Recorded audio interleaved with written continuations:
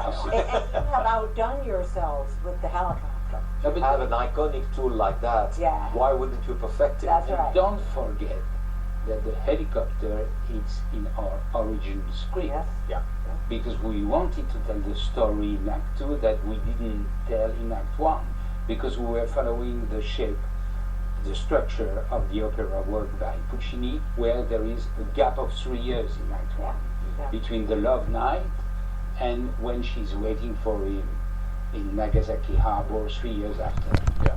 So we wanted to respect that, but in Act 2 we wanted to tell the story, that this gap of 3 years, so we must have a flashback to go back. When But the helicopter was written there.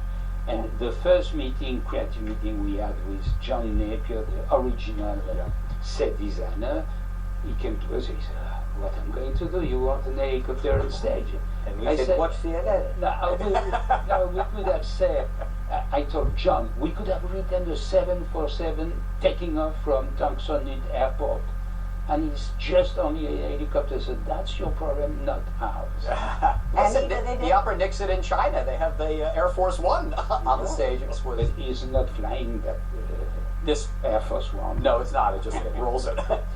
This show was made front page news back in 1990, I guess it would be. In 1989. 89. Oh, in Wow. America, 1991. In 1991. But it was on the front page of, I remember, the Daily News, New York Post, big New York Times story, because the great Jonathan Pryce was playing the engineer. He was cast. Yes, Played was engineer. cast. He played it in London. And he played in London, and there was that big equity. And well, I just want Problem. yes. So the Asian American actors protested against Miss Saigon. Equity withdrew its support, and Cameron canceled the show for Broadway. Were you guys Postponed the show. were you guys in favor of his decision, or were you terrified?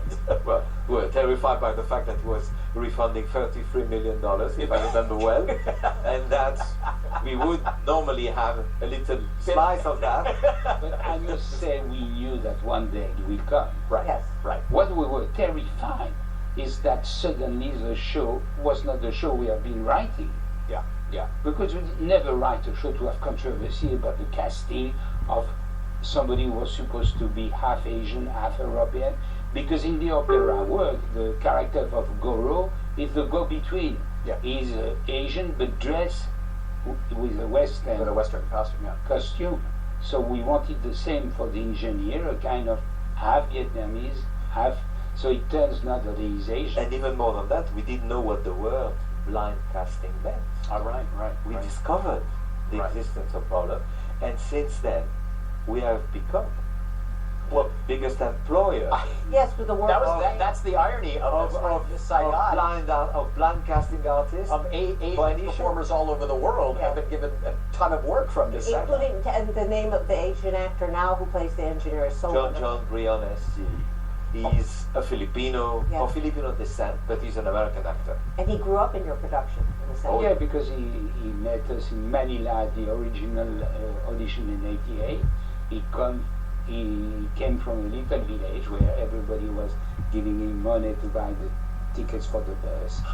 And he arrived in Manila, and as he had no money, the casting director put him on the chair and writing the name of the people coming to audition with the time and everything. And at the end he asked us, can I audition too? And he has been part of the company since. Now his big number is the American Dream. Yeah, and I can't say it's big from what I said. It's big, but the meaning has changed there, and particularly now with our present problem with immigration. Is there a new irony? Do you see a new irony in this number? Not the word has been changed. No, I know, but The But world it has happens The that world the is- same words Yeah. mean something different Yes. 20 years later. Yes, The irony was there. Because From the beginning. From the beginning.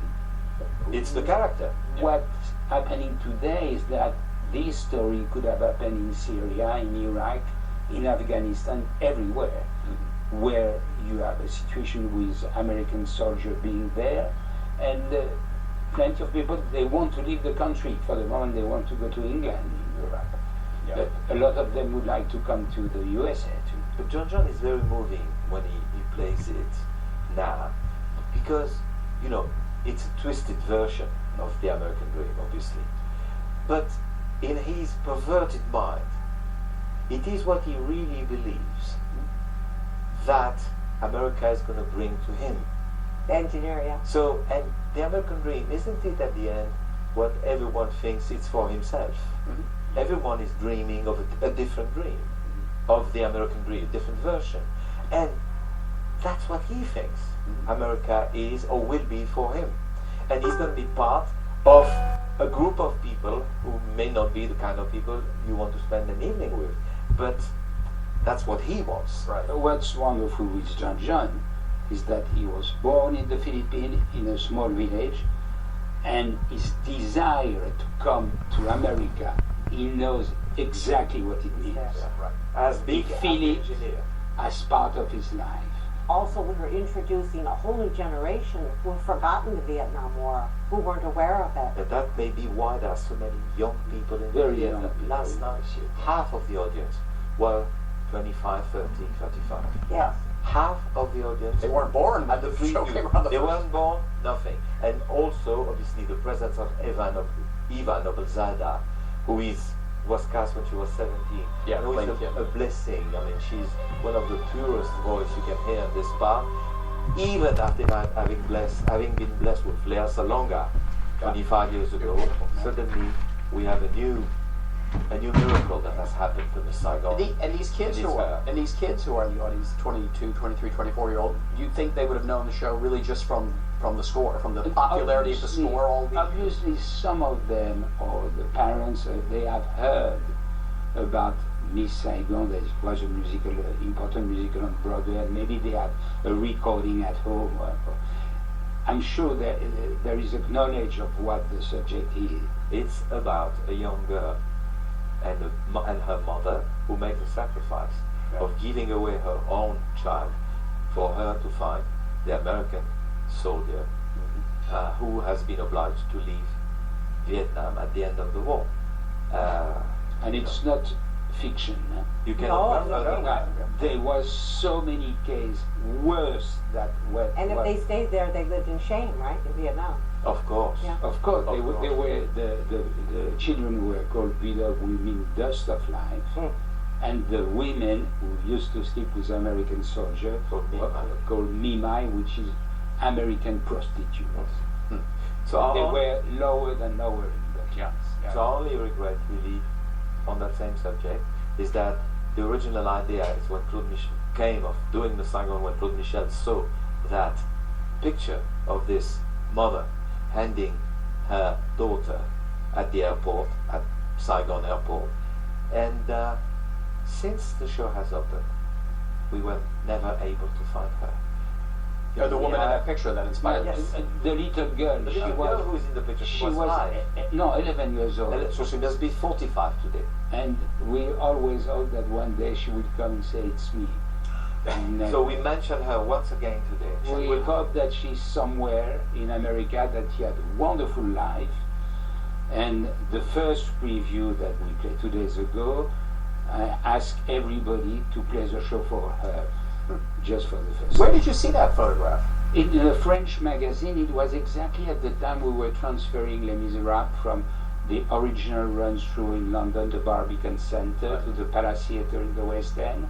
And we were starting to think about a new musical.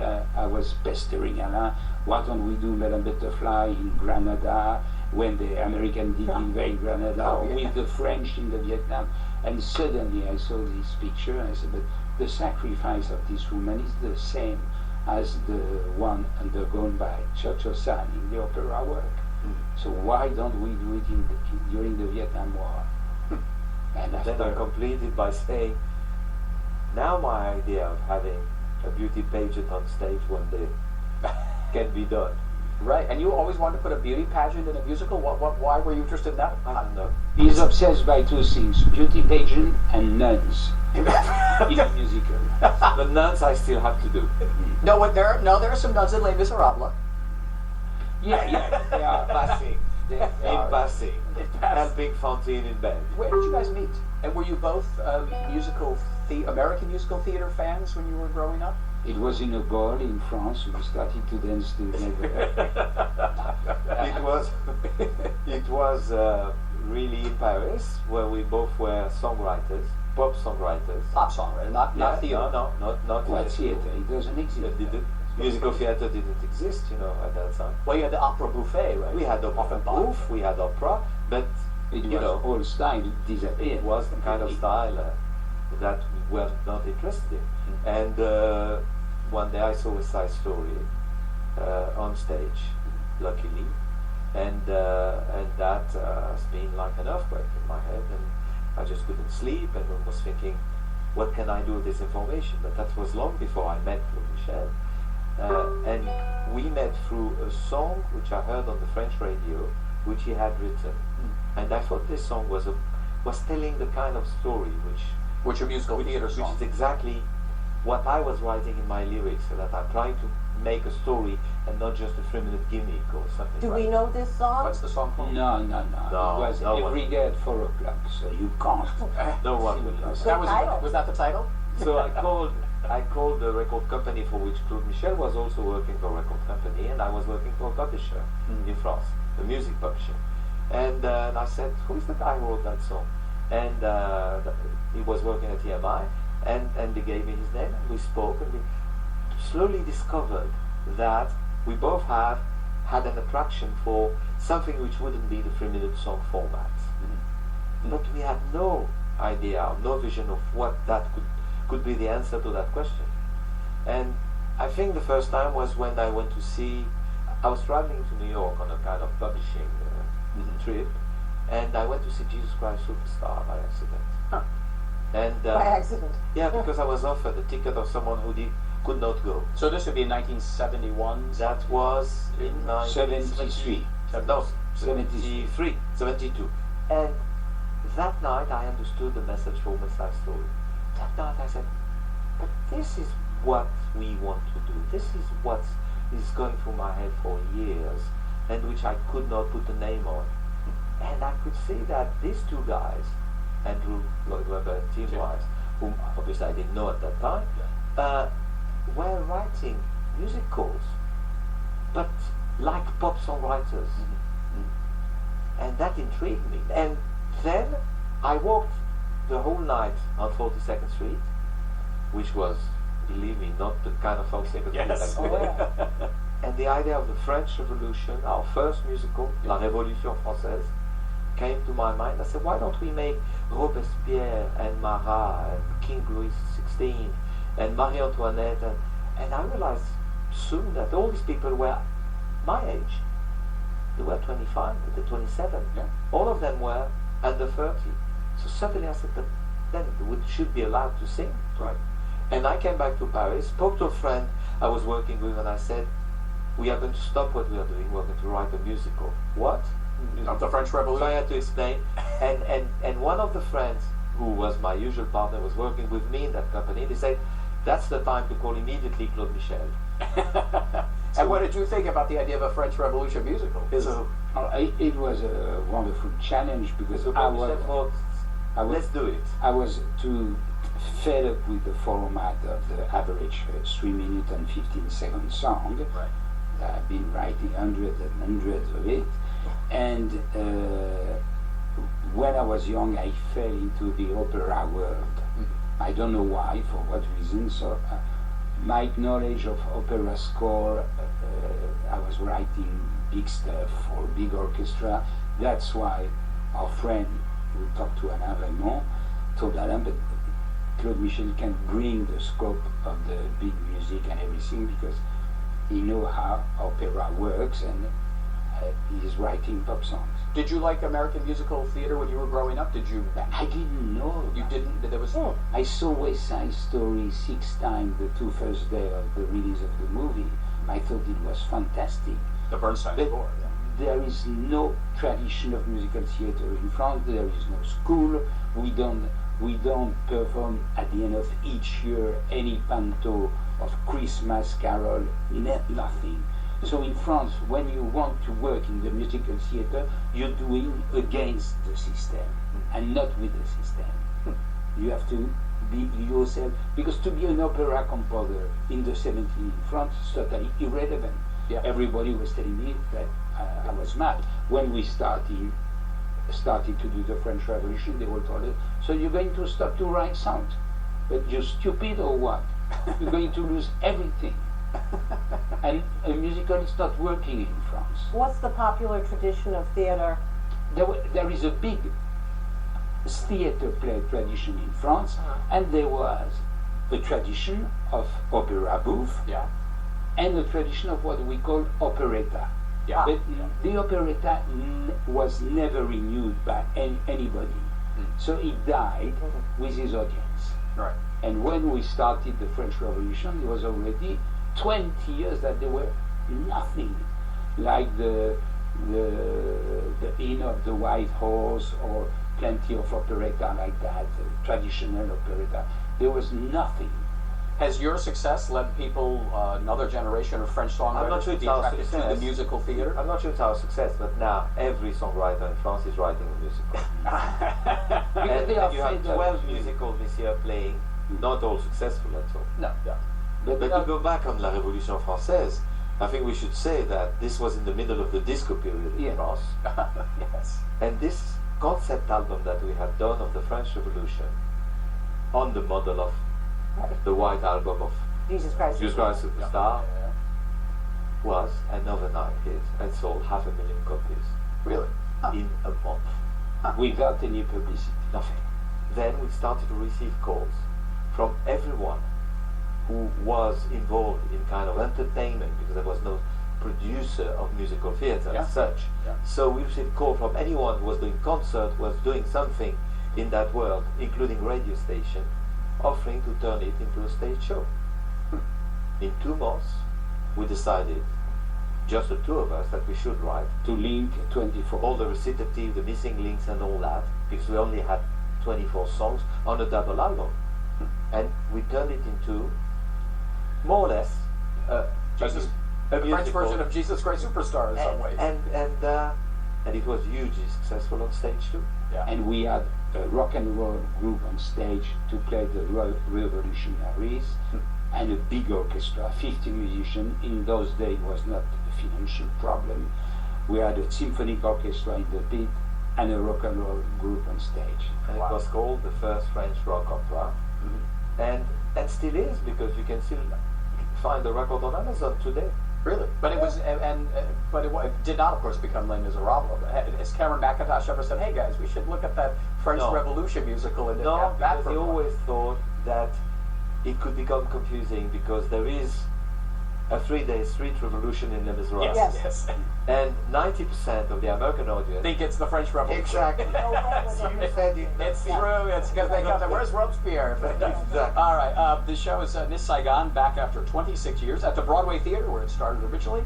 Written by Alain Boublil and Claude Michel Schoenberg. Thank you very much for being our guests. And Thank you. I hope it runs. How long did the first one run? 15. It's 10 years. Exactly 10 years. Exactly 10 years. Closed in 2001. Close it. All right. Well, we wish you another 10 years of this one. Well, thank you. Okay. Hey, can you see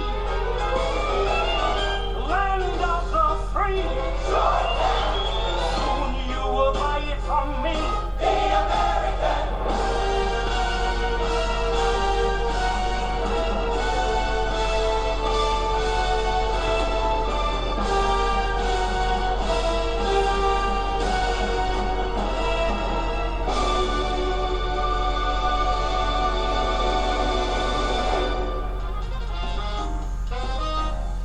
Our thanks to the Friends of Theater Talk for their significant contribution to this production.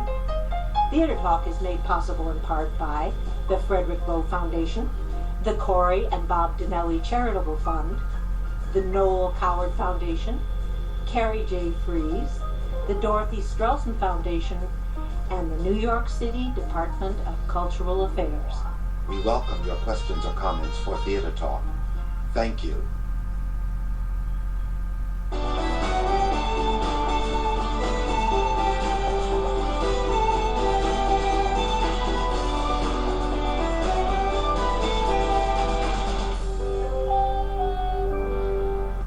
Funding Funding for the acquisition and transmission of DW News is provided in part by the Howard and Ursula Dubin Foundation, supporting international journalism for the Chicago area.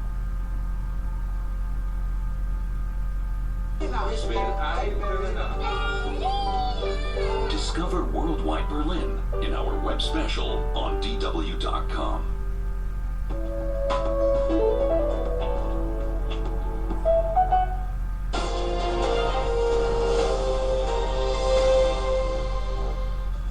South Korea's disgraced President Park Geun-hye has been arrested over the corruption scandal that toppled her from power. The Seoul Central District Court issued a warrant to arrest Park on charges of bribery, abuse of authority, coercion, and leaking government secrets, that after a marathon court hearing. Prosecutors say Park colluded with a confidant to extort money from businesses, take a bribe from one of the companies, and commit other wrongdoing. US Secretary of State Rex Tillerson has met his Turkish counterpart Mevlut Cavusoglu to try to bridge profound differences in the two countries' approach to fighting the so-called Islamic State. Tillerson began by praising his host's military contribution so far. Turkish troops have permanently pushed ISIS off the Turkey-Syria border, and the United States is grateful for Turkey's important contributions as a member of the counter-ISIS coalition. But disagreement remains over the role of the Syrian Kurdish YPG forces in efforts to dislodge IS from their stronghold of Raqqa.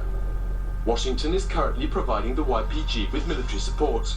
Ankara rejects such cooperation, pointing to what it says are links between the YPG and the Kurdish separatist PKK in Turkey. Meanwhile, the UN Refugee Agency says the number of Syrians who fled their country to escape war has passed 5 million. More than 6 million others have been internally displaced. Turkey houses by far the largest number of Syrian refugees, nearly 3 million. Police in Venice say they've foiled a plot to blow up the Italian city's Rialto Bridge. 3 men from Kosovo were arrested after a phone call by one of the suspects was intercepted. The 16th century Rialto Bridge is one of Venice's iconic tourist draws.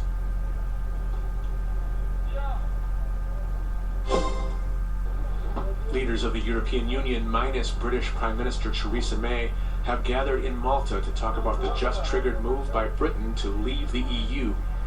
Some at the meeting were critical of comments made by May, inferring, they said, that she will make EU security a bargaining chip in upcoming negotiations. This is what it's like putting the best face on a not very good face. Portuguese football star Ronaldo smiled at the bust unveiled in his honor in his hometown, but it's a less than flattering portrayal of perhaps the world's best football player, and reaction to the artist who did the work has also been less than flattering.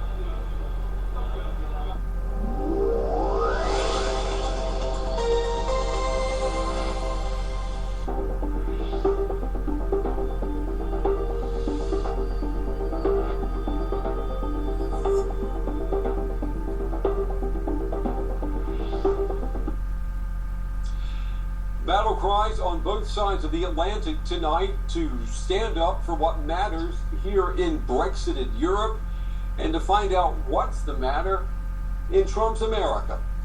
I'm Brent Goff in Berlin, inside the Russian fog tonight. This is the day.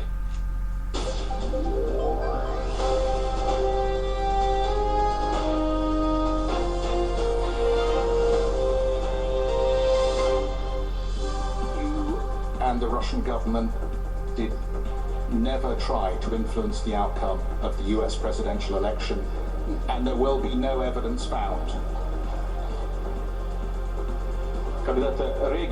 Once when Reagan was discussing taxes, I believe it was, addressing the British, he said, "Read my lips." No. I will not prejudge the outcome of our investigation. We are seeking to determine if there is an actual fire, but there's clearly a lot of smoke. I believe that Russian intelligence services and their proxies intervened in our election in 2016. There is no alternative to a united and sovereign Europe.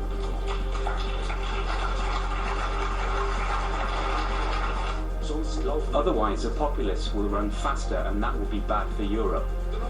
We must not be afraid of calling ourselves Christians, because that is our history.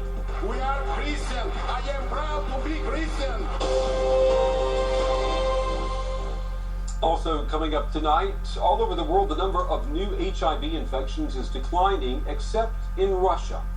A report from St. Petersburg on an epidemic and its faces outsiders are not supposed to see. That's coming up in about 17 minutes.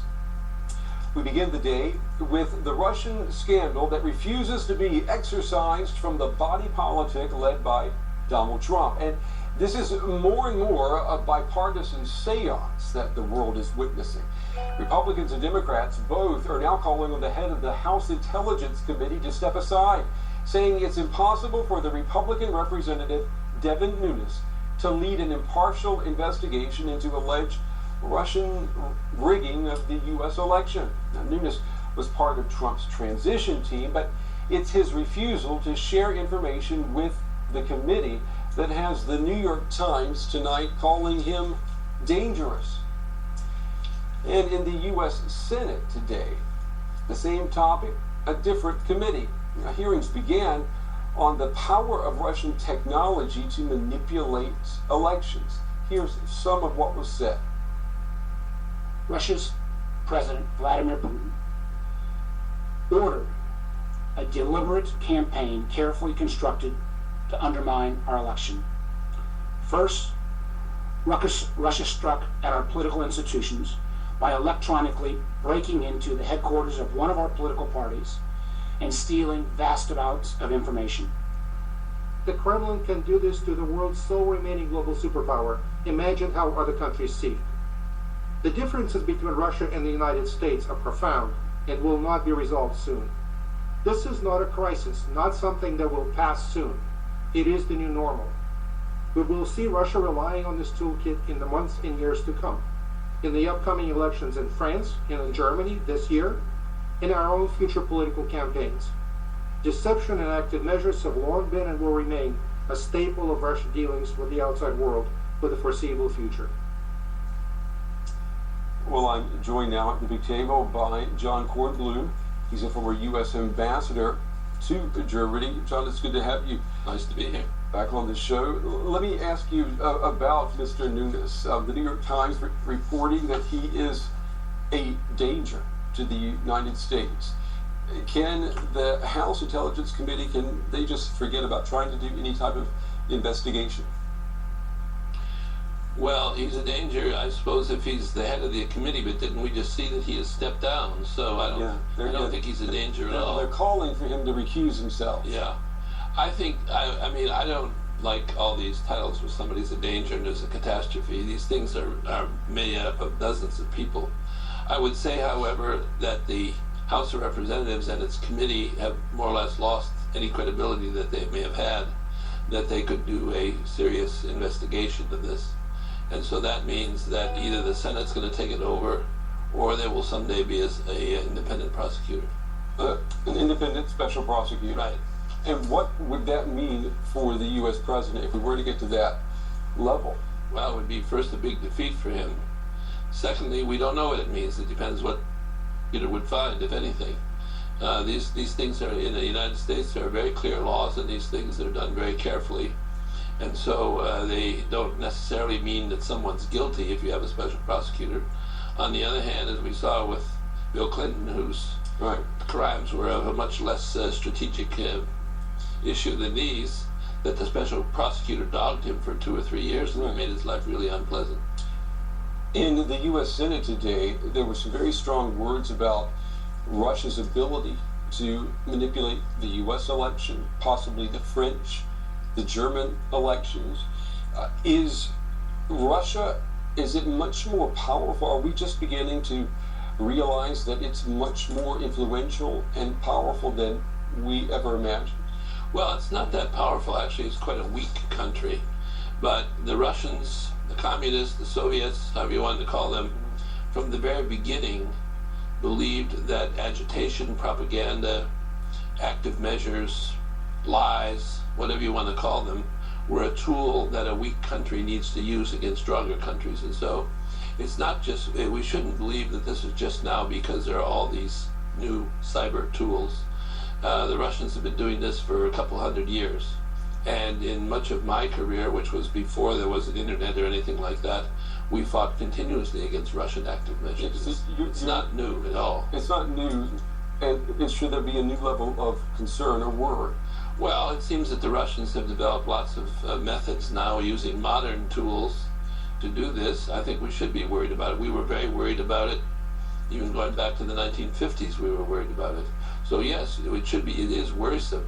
But it is not as if there is somehow a brand new situation in the world. This is something which the Russians have been doing time immemorial.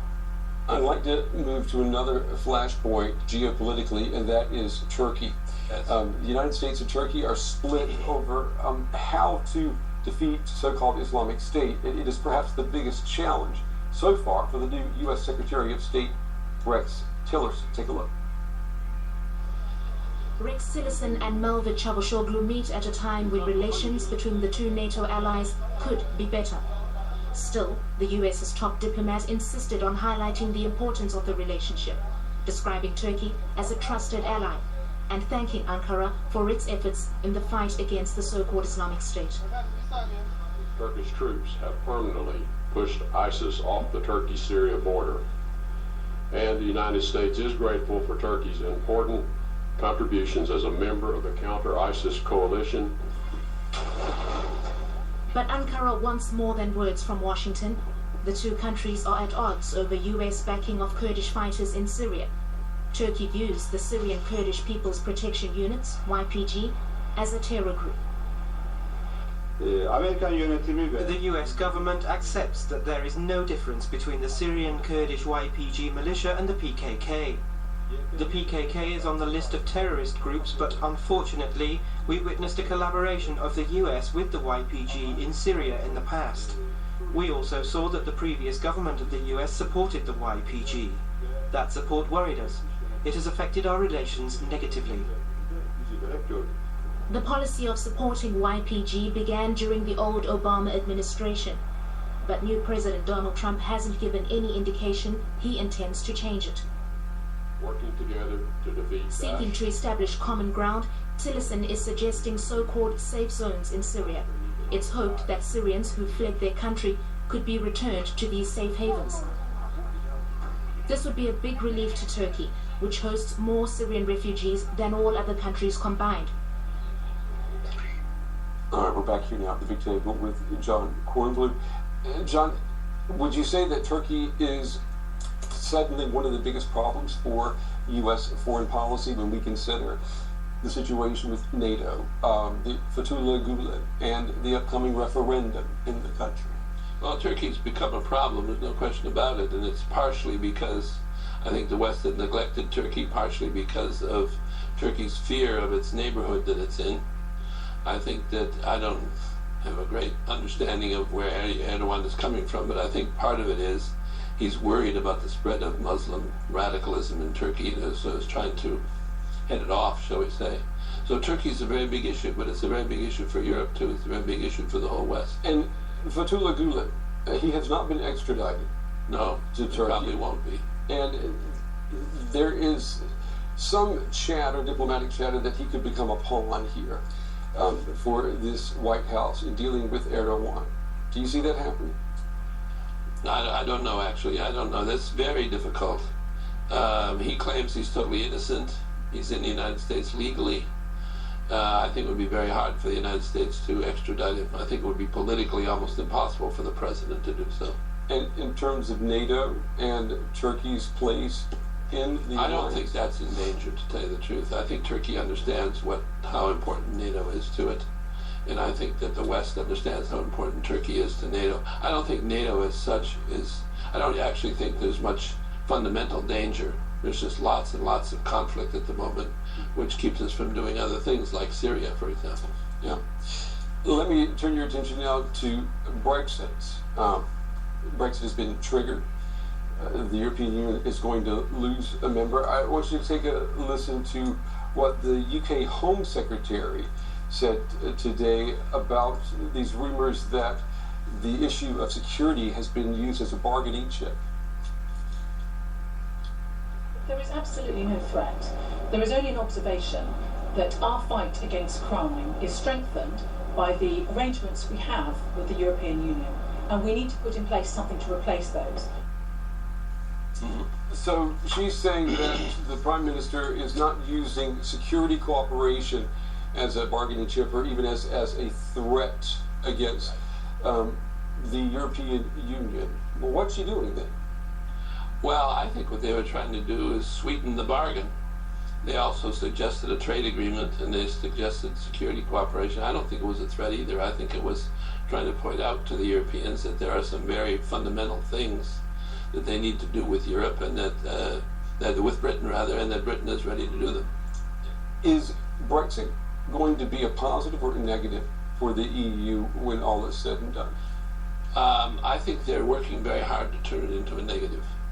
The European leaders, I think their strategy is about as bad as it could be. And I think the reason that their strategy is so bad is because they're worried that if the British are allowed to move peacefully into a different kind of status, one outside the center of the Union, that other countries may want the same thing. In other words, they're not sure of their own organization.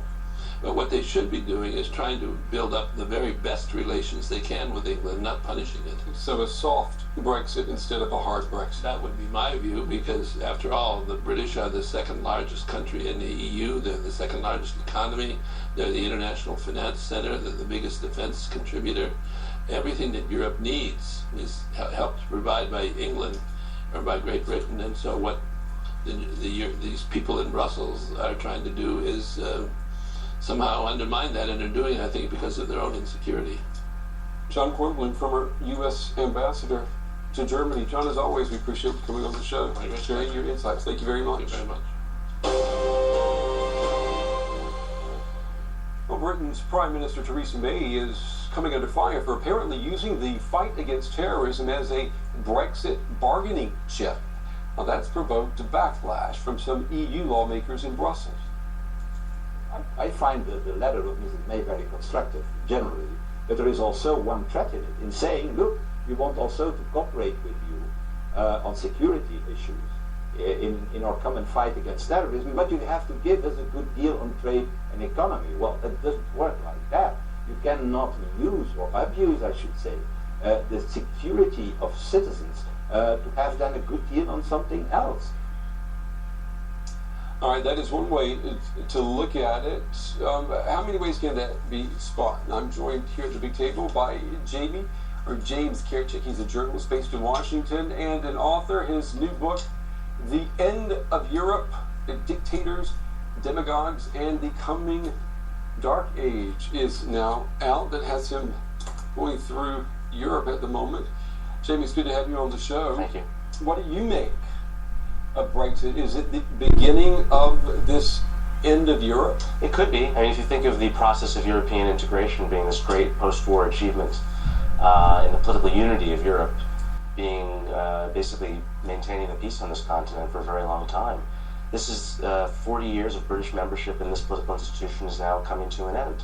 And it's coming at a really bad time for the European Union when they're facing all sorts of other crises and populist movements advocating for their own, Brexit, whatnot. This may bring more momentum to the anti-EU wave. We heard earlier in the program that the EU is handling Brexit poorly, that they should actually make it easy for the UK, and that would be a sign of strength. They're in a really difficult spot, because if they make it easy for the UK, then the argument is, well, that will encourage other countries, and you have to basically, make an example of them. That if you're a member of the club, you get the benefits of being in the club, but if you're not in the club, you don't get the benefits. So this is something we're going to see play out for the next 2 years. Your book, is fascinating, and most fascinating is that the first chapter in The End of Europe is entitled Russia. How does that work? I think Russia wants to destroy the European Union, and I think they are basically waging a non-violent war in Western Europe in the same way that they did violent campaigns in the 1940s and 1950s in Eastern Europe, and basically trying to overthrow democratic governments through the use of disinformation, as we saw in the United States, through hacking and leaking, basically hybrid warfare. And with the support to Marine Le Pen in France, there's going to be a disinformation campaign, I'm sure of it, against Angela Merkel over the next couple of months, because she's the strongest European leader on sanctions against Russia. Well, yeah, and we see that online. Already. It's been going on for a while now, actually, but I think it's going to intensify over the next couple of months. Two quotes that we took from your book. Let's look at the first one. Europe's manifold crises collectively represent a crisis of liberalism. If the values of America and Europe do not continue to shape the future as they have its recent past, then those of authoritarian powers like Russia will. All right, you say Russia's out to get us, but you also say America and Europe are in this together. We should be, and I'm afraid that with the new administration in Washington, I'm not sure if we will be, because we have a president who really is at best apathetic, if not actively hostile, to the European project. He's supported Brexit. He's called for more Brexit, or Brexit plus, as he says. Right. The comments he's made about NATO being obsolete. So these two institutions, the EU and NATO, have basically secured an unprecedented period of peace and prosperity in Europe. And now we have a president who seems antagonistic to them. So this is new territory for us. You said, too, one more quote, Russia has now emerged as the world's leading counter-revolutionary force. You say Putin and his circle, they don't believe in grassroots. They always think that there has to be a hidden hand. I mean, yes. That's an incredibly paranoid picture of the world. It's a KGB view of the world. And if you look at Ukraine, I think this is what they saw. They didn't see a legitimate uprising of hundreds of thousands of Ukrainians demonstrating for democracy, for a Western path for their country. They saw a CIA, EU-sponsored coup, because that's basically how they behave in their former Soviet countries. And so they can't conceive that there could actually be legitimate democratic movements. We're running out of time. Quick last question. What can stop the coming dark age? I think we need to remember our history and our values. And we need to remember what it was that has brought Europe to the heights that it now enjoys. And it's the values of liberal democracy, of free market capitalism, and you need to defend those values. You need to spend money on the military to defend them from those who would try to ruin them. James Kierchik, The End of Europe, Dictators, Demagogues, and the Coming Dark Age. A great read. Thank you. Jamie, thank you very much.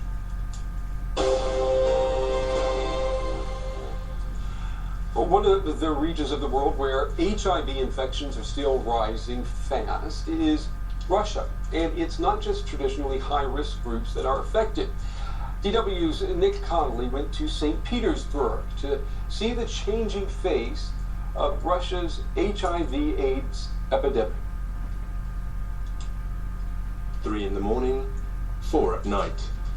Olga Yeremeva is 46. She's a businesswoman and a grandmother. She's also HIV positive. Olga discovered her status by chance, after an accident put her husband in hospital.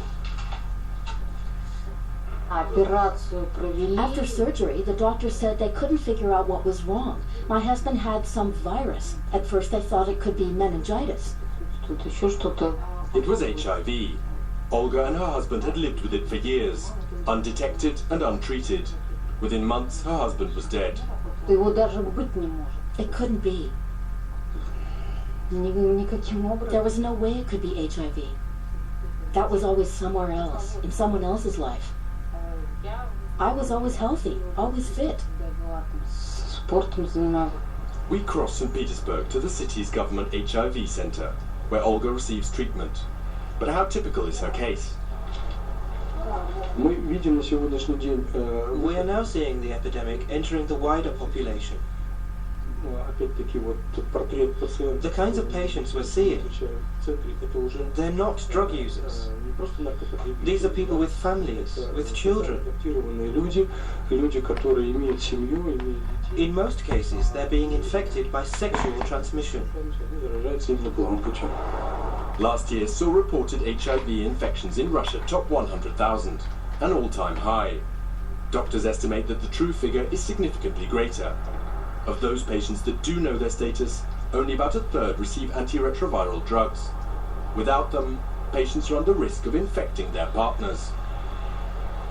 Epidemic is a term the Russian authorities seem desperate to avoid, but with infection rates at an all-time high, it's a problem that's becoming increasingly harder to ignore. Critics argue that the government's response is hampered by its conservative social agenda and chronic underfunding. Olga never considered keeping her HIV status a secret. It was never a question for me. I never thought about whether I should be afraid of other people's reactions when they heard about it. For me, it's all about making sure the same thing doesn't happen to other people. That's why she decided to tell her story. It's a timely message, but one that the official figures suggest isn't getting through. Well, here with me now at the big table is our very own Nick Connolly. Nick, it's good to have you along today. So, how typical would you say Olga's story is? Well, increasingly so. So, in Petersburg, where we were, the doctors there told us about 40, almost 50% of new cases are down to sexual transmission among heterosexual couples. The figures for the country are a bit harder to interpret. That's the case there. The biggest reservoir is, as previously, drug users. Whereas gay men, who are some of the most vulnerable to this virus in North America, Western Europe, actually make up a rather smaller sort of part of Russia's HIV story. I think the thing here that we saw with Olga is people just thinking, middle-aged, middle-class people thinking this is not about us. This doesn't happen to people like us. And also, Olga had been going to her family doctor routinely. Right. HIV isn't tested for routinely. If you're not a high-risk group, they don't look for it. Is she taking a risk living in Russia and being open about her status? That was obviously my first thought. We asked her about it. She said she'd had relatively muted to positive reactions. She's in St. Petersburg, which is a very developed, very open city to Europe in that sense, and maybe she's having an easier time than if she were in a rural area, for instance. I think the bigger thing than negativity and stigma is just ignorance. I was on the train, I was reading about HIV when I was going to interview her, and the women around me started reading what I was looking at, and they didn't know anything. They didn't know that you could have a healthy child if you were HIV positive. They thought it was a death sentence. Is that what Vladimir Putin wants? Is there a willful ignorance? I mean, is he aware that his country is behind sub-Saharan Africa when it comes to controlling HIV? I'm not sure we're there yet. I think that might, the sort of cover-up, if you may, might still happen. I think at the moment it's just, very low down on the list of priorities. For years, Russia didn't have a national HIV strategy. That now has started, but it's chronically underfunded. Only about 30% of people who do know that they are infected, and there are, probably about another 50% more people who just don't know about the infection, but those who do know, only 30% get the drugs. Because there's rationing, in effect. There's not enough money to go around, and they really wait till people's immune systems crash to give them the drugs. Yeah, but why is it so low a priority? I mean, we know it's a conservative government. Is it politics? Is that what's behind this? I mean, this is a sorry state of affairs. I think there's definitely a big portion of moralism here. Yeah. So, what money they do spend is basically all spent on drugs, and there's very little prevention because you have this conservative social agenda, you have the Orthodox Church that doesn't agree with sex education in schools, and when they do have public information, it's normally sort of very draconian, sort of 80s style fidelity messages, and very little stomach for safe sex messages. We've got 20 seconds. Is Russia's epidemic, is it a threat for the rest of Europe? Europe less so because there's not much travel, but Central Asia with all the migrant workers is really seeing a huge surge. All right. Nick Connolly, thank you very much. Excellent reporting, and let's hope the story improves. And don't forget, the conversation continues online. You can write to us at DW News, or you can write directly to me at Brent Goff TV. Don't forget to use the hashtag the day, and whatever happens between now and then, tomorrow is another day. We'll see you then, everybody.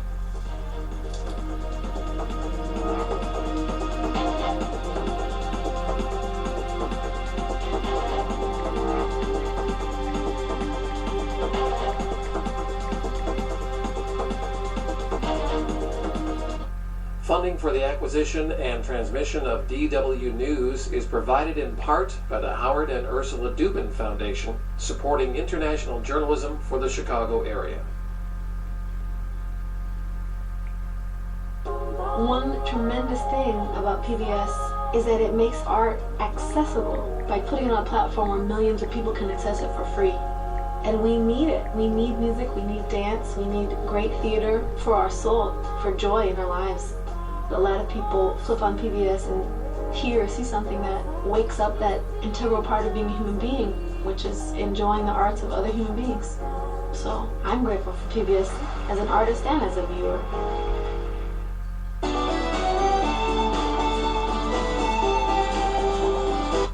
Good evening from Los Angeles. I'm Tavis Smiley. Tonight, a conversation with singer-songwriter Michael Bolton.